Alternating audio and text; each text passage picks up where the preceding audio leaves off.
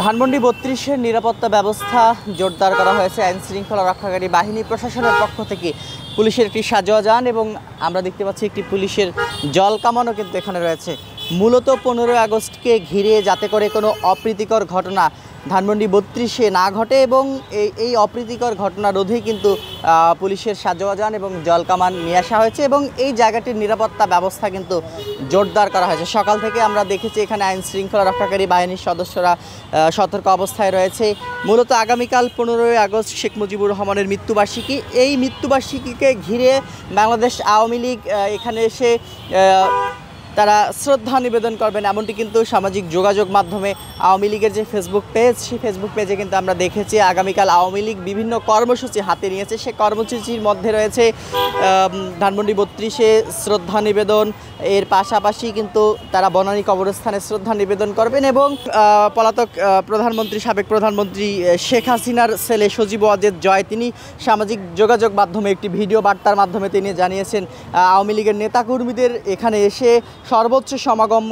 সমাগমের মাধ্যমে এখানে এসে শ্রদ্ধা নিবেদন করতে তিনি সামাজিক যোগাযোগ মাধ্যমে একটি ভিডিও বার্তার মাধ্যমে তাদের নেতাকর্মীদের এখানে এসে একত্রিত হওয়ার ঘোষণা দিয়েছেন, তেমনটি কিন্তু আমরা দেখেছি। সব মিলেমিশে বিভিন্ন সূত্রে যেমনটি জানা যাচ্ছে যে আগামীকাল 15ই আগস্ট ঘিরে আওয়ামী লীগ সক্রিয় হওয়ার চেষ্টা করছে এবং আওয়ামী লীগ আগামীকাল বিভিন্ন কর্মসূচি হাতে নিয়েছে। সে কর্মসূচিগুলো বাস্তবায়ন তারা করবে এবং এই কর্মসূচিকে ঘিরে যাতে করে কোনো অপ্রীতিকর ঘটনা না ঘটে এবং যাতে করে কোনো বিশৃঙ্খল পরিস্থিতি তৈরি না হয়, সে কারণেই কিন্তু আইন শৃঙ্খলা রক্ষাকারী বাহিনীর পক্ষ থেকে ঢাকা মেট্রোপলিটন পুলিশের পক্ষ থেকে ধানমন্ডি ৩২-এর প্রবেশ পথে যে প্রধান প্রবেশ পথ রয়েছে সে প্রবেশ পথে পুলিশের একটি সাজোয়া যান এবং একটি জল কামান সকাল থেকে এখানে আমরা দেখতে পাচ্ছি এবং ভিতরেও কিন্তু আইন শৃঙ্খলা রক্ষাকারী বাহিনীর সদস্যরা সতর্ক অবস্থায় রয়েছে, বাইরেও আইন শৃঙ্খলা রক্ষাকারী বাহিনীর সদস্যরা সতর্ক অবস্থায় রয়েছে এবং এই যে মূল প্রবেশ পথটি রয়েছে সে মূল প্রবেশ পথটি কিন্তু এখানে কাঁটাতারের বেড়া দিয়ে ব্যারিকেড করে দেওয়া হচ্ছে এবং ভিতরে কাউকে প্রবেশ করতে দেওয়া হচ্ছে না, বহিরাগত কাউকে প্রবেশ করতে দেওয়া হচ্ছে না, যার ফলে আমরা দেখতে পাচ্ছি যে সকাল থেকেই অনেকেই কিন্তু এখানে এসে আশেপাশে ঘোরাঘুরি করছেন। তবে যেমনটি জানা যাচ্ছে আগামীকাল শেখ মুজিবুর রহমানের মৃত্যুবার্ষিকীকে ঘিরে আগামীকাল কিন্তু এখানে লোক সমাগম হতে পারে। আওয়ামী লীগের এখানে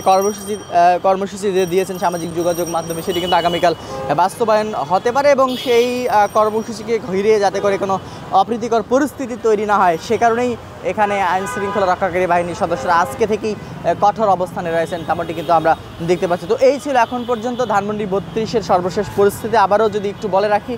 আগামীকাল 15ই আগস্টকে ঘিরে ধানমন্ডি ৩২-এর নিরাপত্তা ব্যবস্থা জোরদার করেছেন ঢাকা মেট্রোপলিটন পুলিশ।